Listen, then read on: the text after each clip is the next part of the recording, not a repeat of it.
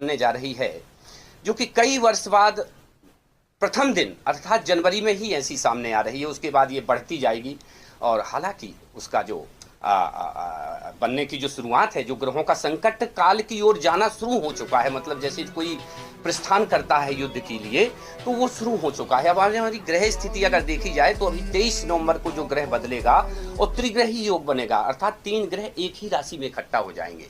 इसके बाद जैसे ही नए साल की प्रारंभ की स्थितियां बनेंगी, वैसे भी 4 ग्रह जो है तो एक ही स्थिति में हो जाएंगे, मतलब एक ही राशि में 4 ग्रह।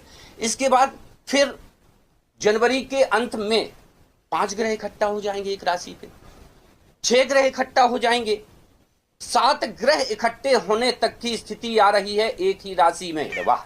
अर्थात एक ही राशि में जब 4 या 5 ग्रह इकट्ठे हो जाएं तो निश्चित तौर पर युद्धात्मक स्थितियां होती हैं। संकट काल का समय जो योग बना है सप्तग्रही योग, ये 1971 में बना था, जब आप देखें कि देश को संकटों का सामना करना पड़ा था।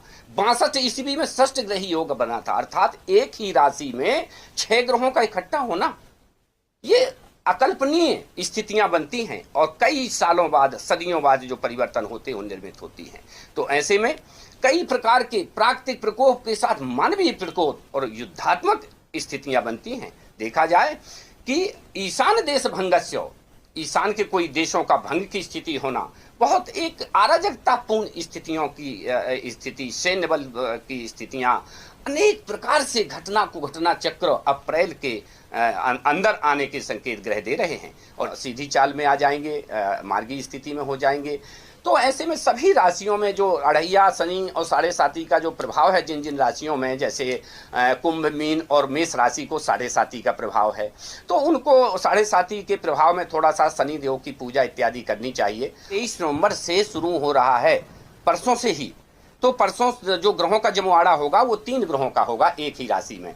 इसके बाद फिर ये जमवाड़ा 4 ग्रहों का होगा, फिर 5 ग्रहों का होगा, फिर 6 ग्रहों का होगा। आप सोचिए कि जब ये ग्रहों का जमवाड़ा होता है तो हमारा जो इतिहास है और अन्य वो चीज़ हमारी गवाह देती है कि 1961 में, 1971 में जो स्थितियां बनी थी वो एक युद्धात्मक स्थितियां हैं। पूरे विश्व में अनेक प्रकार के राजा आपस में जो है तो लड़ाई कर सकते हैं, अनेक प्रकार से संकटपूर्ण स्थितियां बन सकती हैं। की स्थितियां और विश्व में देखिए आप, फिलिस्तीन और ये स्थितियां, ये रुद्रवीशी का प्रभाव है। तो ये रुद्रवीशी का 14वां वर्ष है, अभी 20 साल में ये 14वां वर्ष अभी चल रहा है। तो रुद्रवीशी के इस 14वें वर्ष में कुछ प्रभाव अच्छे नहीं हैं, तो ये भी हमको नहीं सोचना है। तो हमारी लगातार अभी संकट की घड़ी और परीक्षा की घड़ी अभी चल रही है। नमस्कार दोस्तों,